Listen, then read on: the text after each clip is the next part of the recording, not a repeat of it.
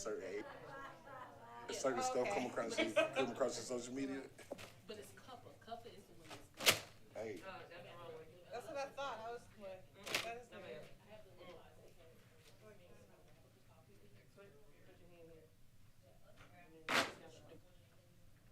Recording in progress.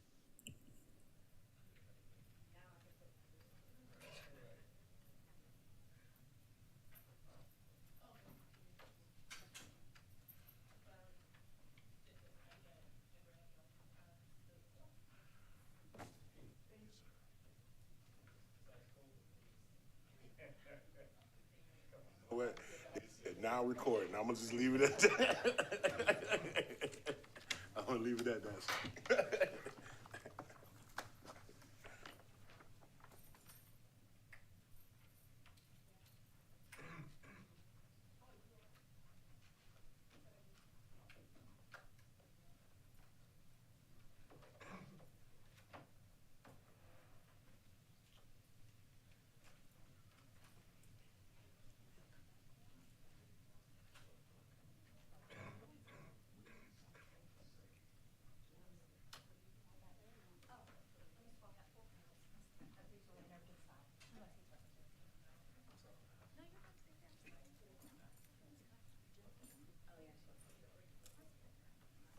Good afternoon, everyone. Let's try that again. You know I'm a preacher. Good afternoon, everyone. Good afternoon. It is now 3 p.m. on May 20th, 2025, and we will now call the Richland County Detention Center Ad Hoc Committee meeting to order. Madam Clerk, will you call the roll, please? Pugh, Here. Little, Here. Weaver, Here. Aline, Here. English. Present. We have a quorum. Item 2 is approval of minutes, and if there are no corrections, can I move for a motion for minutes for March 18, 2025? Move to approve. Second. It has been moved and properly seconded. Is there any discussion? Madam Clerk, can you call for the vote? Pugh, Yes. Little, Yes. Weaver, Yes. Aline, Yes. English. Yes, Motion approved. thank you. Item number 3, adoption of the agenda. Mr. Brown, do you have any additions or deletions? No requested changes. Thank you. Attorney Wright? No requested changes. Thank you. If my colleagues are requested changes. May I have a motion, please? I move that we adopt the agenda as published. Second. It has been moved and properly seconded. Any discussion? Being none, Madam Clerk, can you call for the vote? Pugh, Yes. Little, Yes. Weaver, Yes. Aline, Yes. English. Yes. Motion approved. We'll now move to item 4, items for discussion and action. Are we going into executive session now, or do you want to do A first?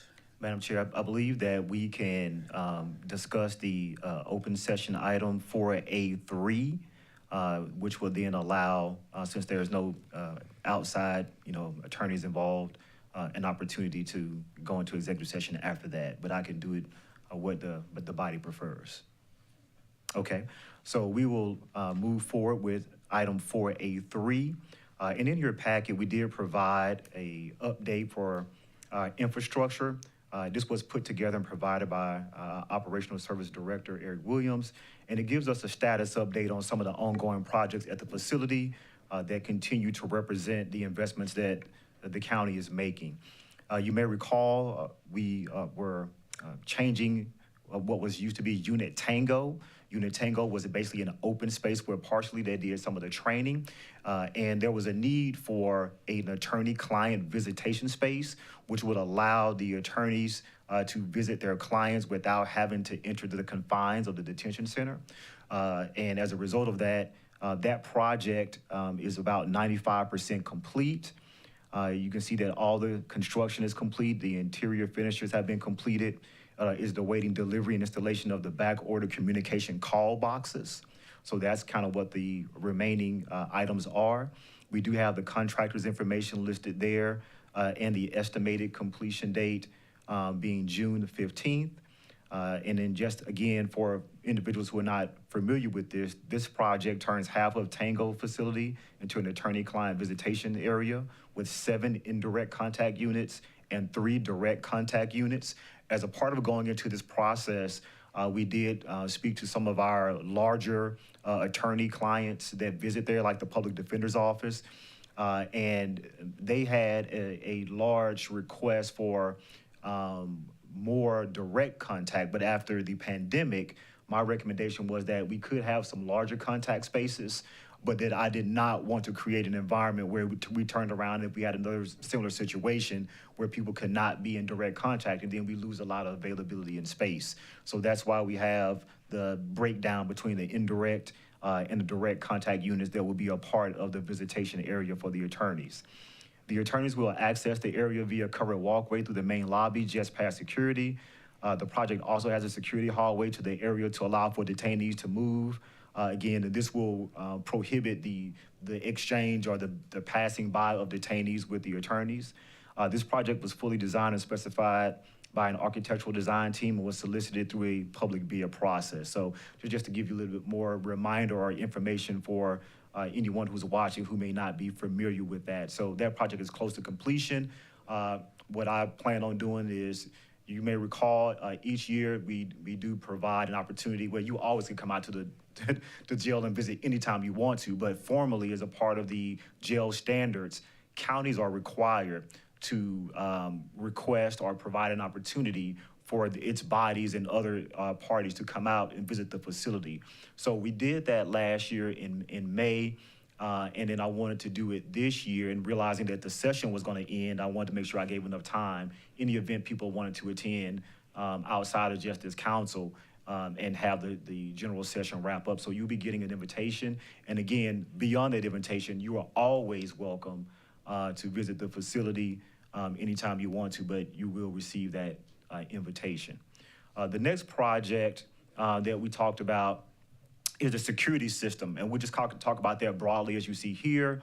The design phase is completed on that. It is 20% complete for the total project. Construction drawings have been submitted and approved. We are awaiting selection of a contractor and the permitting. The estimated completion date for that facility-wide system is July 2026. Mosley did the design, and again, the construction, we're waiting to have that determined. But that process is the design and installation of a new camera and security control system throughout the entire facility. And so we won't go into many more details, but just saying we're updating the cameras of accessibility and availability and what they can do in the entire facility. So that's what that project is. The next project is the Phase 5, the fire alarm replacement. So that is 95% complete. Replacement of the fire alarm panel, and then 90% of the devices that go along with making sure that when the alarms need to be triggered and are triggered, they are sufficient. The estimated completion date of that is June 1st. That is a Honeywell project. And again, removing and replacing the fire apparatuses that we have currently in the facility. Remember, we talked about a complete renovation of each of the housing units. That includes some of these components, and this specific is to fire. And before I leave those kind of general areas, next I'm going to the housing units. What questions are present for, I guess, any of those projects that maybe I can answer for the body on this afternoon? Mr. Weaver, you're. Thank you, Madam Chair. Mr. Brown, on the visitation area, you've got here attorney-client, that's great. I'm assuming 95% complete. It's now being used by public defenders and the attorneys? No, it will not be used until it's completed. So we're waiting on the call boxes that need to go into the attorney-client visitation space. So one of the things that I think is important that we do as the counties, particularly, is that when we complete a product, it's ready to be used, and we're not waiting on anything. So could there be some usability? We discussed that, but I don't feel like it would be appropriate, because any opportunity where it's not a fully working product, then it's like, why do we do it, and then why do we put it in place? So So to your point, it could be used, but I don't think it would represent what we're trying to put out when we went through the process of building this attorney-client visitation space. Okay, do we have any idea when that last 5% might be done? Yes, sir. The estimated completion date is June 15th. Oh, I'm sorry, you got it right there. Okay, very good. Thank you. Yes, sir. Good question. Thank you.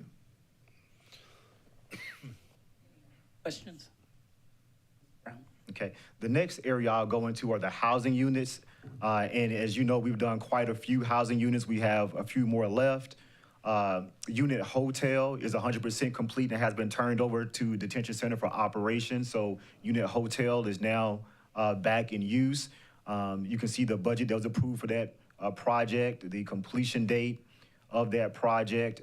And again, that was a complete renovation of the housing unit. So whenever we talk about that, again, we take literally from top to bottom of that unit, including the recreation area, the common area, the ceiling to the floor. The entire unit is done, and each individual cell, each individual cell that has the water management system, the stainless steel combo toilet and sink. All of that is done, including paint, the doors, the locks. All of that is done in each of one of these housing units. So it is a complete renovation that we're doing in these areas. And unit hotel is complete, and it is actually back in operation. The next unit that we're expecting to come online, but it's 90% complete, is Juliet. You can see here the interior finishes and the mechanical, electrical, plumbing devices have been installed. And so right now, we're waiting on a few items. Anytime you go into that, you gotta make sure that everything is working as it should work. And so, once that gets done, then we're able to then turn those over to the detention center to be used.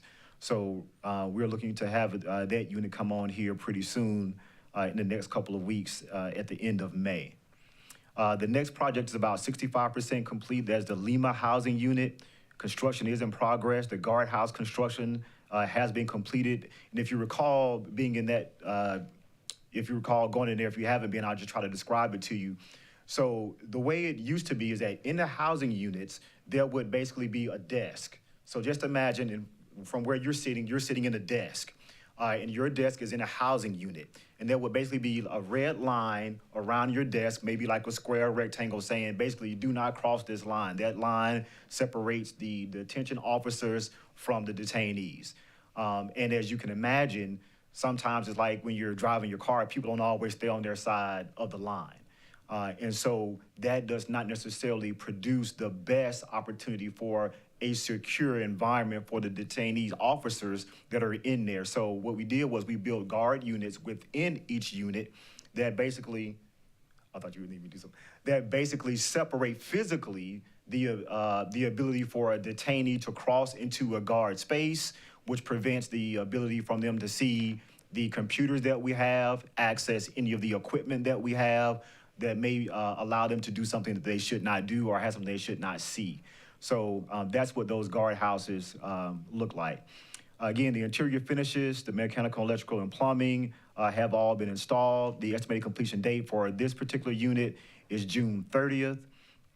And the other thing when we deal with these housing units that has been a big deal, and we talked about this before, is just the plumbing. It is just old, and they have to do it in each unit in order to make sure that the plumbing is up to date with the actual fixtures that we put in there. So we're literally having to go unit by unit and address that as well. So that's just something, just again, from just having an older facility. The next unit is 53% complete, and that's Kilo. Again, construction is in progress. The guardhouse construction is also in progress. The fixtures for the mechanical, electrical, and plumbing have been installed, and the estimated completion date, again, is June 30th for that particular project. And then the last page 10, you go to uniform. Again, another one of the housing units. Again, the construction is in progress. The guardhouse construction is completed. The mechanical, electrical, plumbing devices have been installed. And again, you're talking about the remaining portions that we've kind of described from the full renovation that needs to continue to be done before that unit is completed. And then Mike, after those get completed, Mike is the next housing unit that we're going to complete. And if you recall, at one point in time, we talked about Mike is where we were housing the individuals in our care that are have some of our mental challenges. And so we're going to get Mike. And then there was a sister unit that was kind of just like Mike, which was Papa. If you just kind of remember, they kind of mirrored each other. And so, those units are next to be upfitted, Mike. The proposal, again, you can see is being evaluated for scope of work.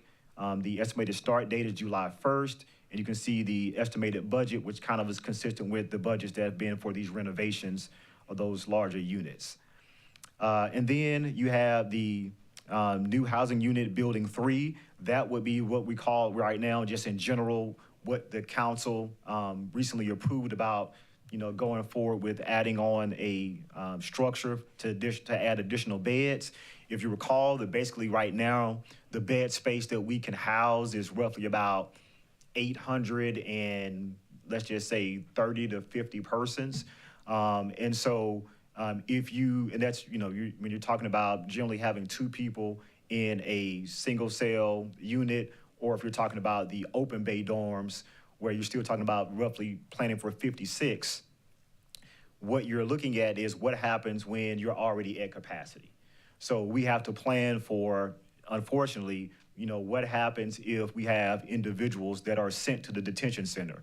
And I'll just take one quick moment to communicate again that when we communicate, or when our numbers are where our maximum bed space has been hit or has been reached, we are not allowed to say we cannot take any more people. We are required to take them. We are required to house them. We do not have a choice. So that's part of the reason why, and as we have seen our numbers, and as our numbers hit the capacity that we're currently at, and if you assume that there's going to be some level of growth that continues to happen in our community, and unfortunately you assume that there's some population of the community that will not do the right thing and that has to be housed in the facilities such as Alvarez Glen, we know we have to prepare for that, or else that we will find ourselves unable to really manage effectively the staff detainee ratio in a safe way. So the new unit that we'll be looking to add on will not be an open bay dorm. And if you remember what those look like, that's basically beds in an environment like we're sitting in now, and just everybody that's in the general same classification being able to be out and about. That is just not ideal for the staff ratio that we have. And so we won't build a new facility with the open bed dorms like that. That's not what we're gonna do. It would be more like the Papa or the Yankee style units, where they're the units within units that have open day room space, or they'll be like the traditional, you may see the single cell dorms style of build out that we'll do. But it will not be just general open bed space where there's 50 plus individuals just in and around with no separation between them and other detainees or officers. So that's the general update on the infrastructure, on the projects that have not been completed. And certainly we'll take any additional questions related to infrastructure at this time. Councilwoman Aline? Mr. Brown, do any of the housing unit renovations listed here directly or indirectly address the DOJ recommendations? Yes, ma'am, they do. So the DOJ recommendations, if you go back so yes, this is a short answer, yes, ma'am. One of the things that the DOJ did was they recognized the renovations that the county was doing. So while they were not completed, they recommend the direction. And so incorporating any feedback that they had that furthered that on, then yes, ma'am. And we did share that with the Department of Justice, that the implementation of their recommendations is what we plan to do. Thank you. Councilman Weaver. Thank you, Madam Chair. Mr. Brown, so if my math is correct, new housing unit, 288 beds, if you base it on 800, that's about a 36% expansion over the 800 we have now, which is great. When y'all did your initial studies, do we know how many years out that's going to take us as far as, I know it's hard to predict, what the inmate stream may be, but should that get us through the next 5 years, 10 years? Is there any kind of feeling on that? Yes, sir. So I would say 5 years. I'm glad you didn't say something like 20 or something, because Yeah. the status of the units that we have now, or the size of the facility that we have now, we're already basically at capacity, right? So this will give you some leeway, and I will tell you, part of the conversation, I know this group has started it, we started it last year, and we're gonna hopefully continue to really hit hard on this, is that there are just a number of people in that facility that need to be gone. They need to be gone. There are, we're gonna bring you some information, we're gonna provide you some data, and hopefully between all of our combined efforts, it will not be acceptable to say, for other people to say, well, we just don't have space. Because we can't say that. We have to take individuals that are charged to our care. So when other vehicles are sentenced, or when they're court ordered to go to a mental health facility, Alvarez Glen Detention Center should not be required to continue to house them after they're supposed to be discharged. And that continues to happen. And so we'll bring you a little bit more information to hopefully, in a very positive way, help other parts of the system rise up. Because it's hard for us to rise up at Alvarez Glen if other folks are still not taking on their share of the responsibility for these individuals.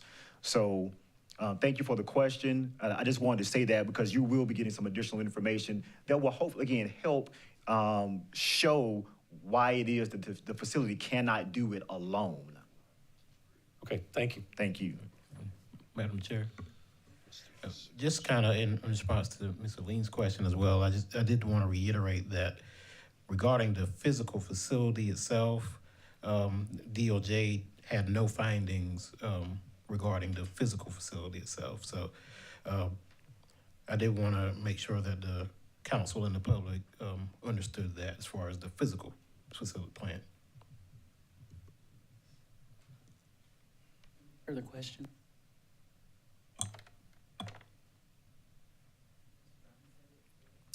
That is it for the infrastructure updates. The other two items would be executive session items.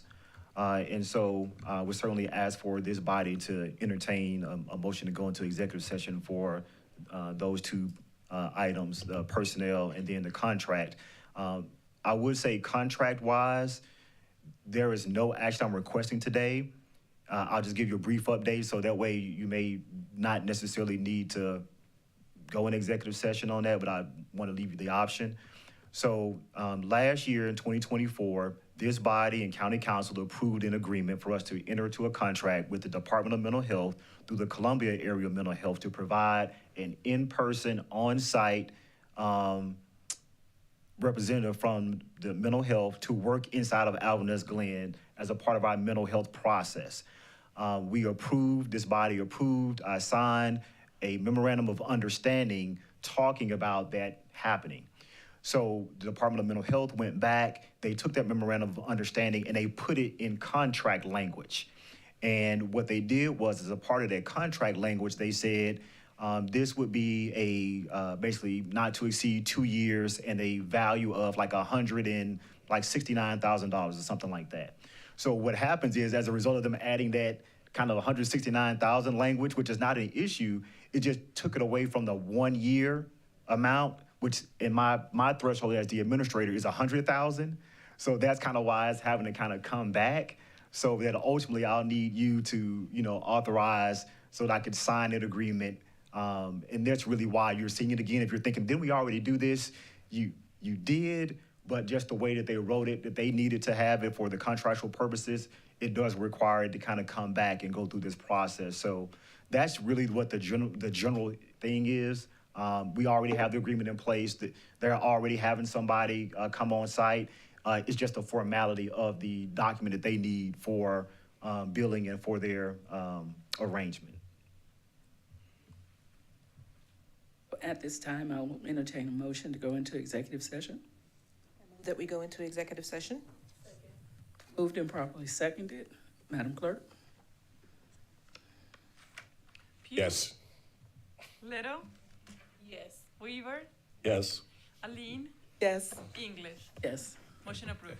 we're Madam- now in executive session. Madam And- Chair, Yes, I'm but sorry.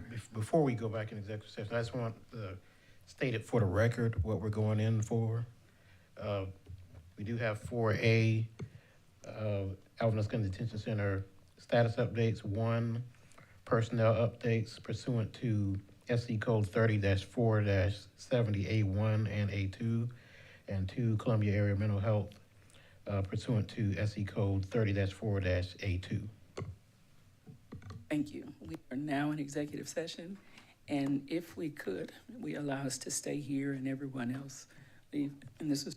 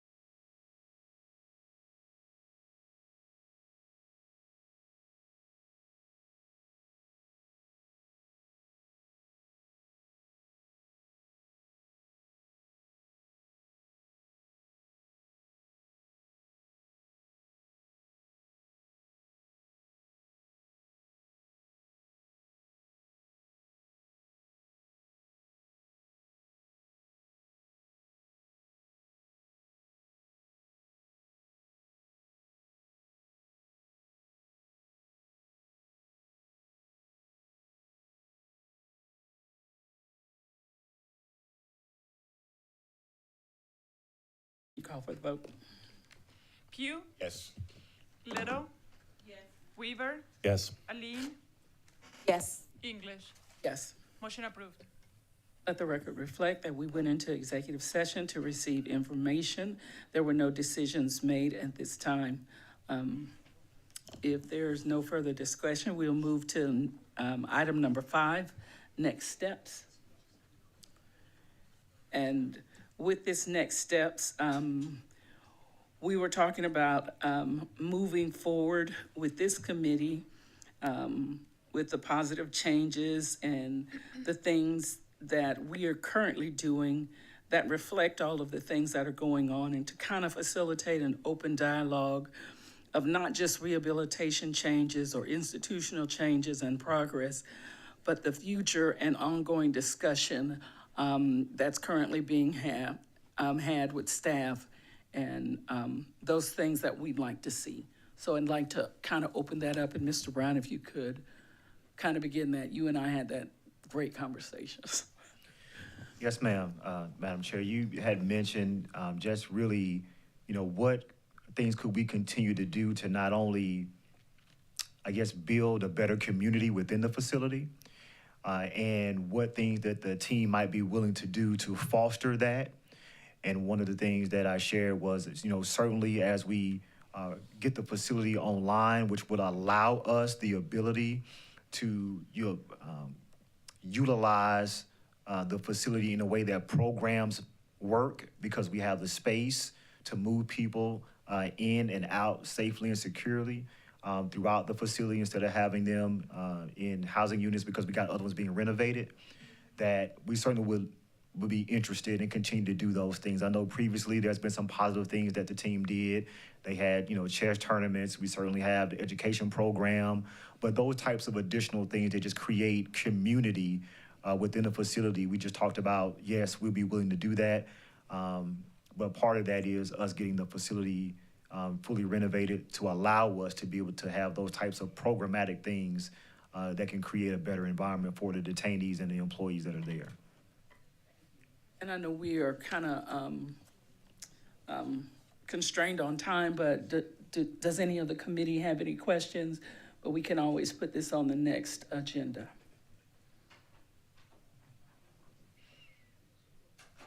So with that, we can move to number 6, which is adjournment. Move that we adjourn. Second. And moved and properly seconded. Madam Clerk? Pugh, Yes. Little, Yes. Weaver, Yes. Aline, Yes. English. Yes, Motion approved. we are now adjourned.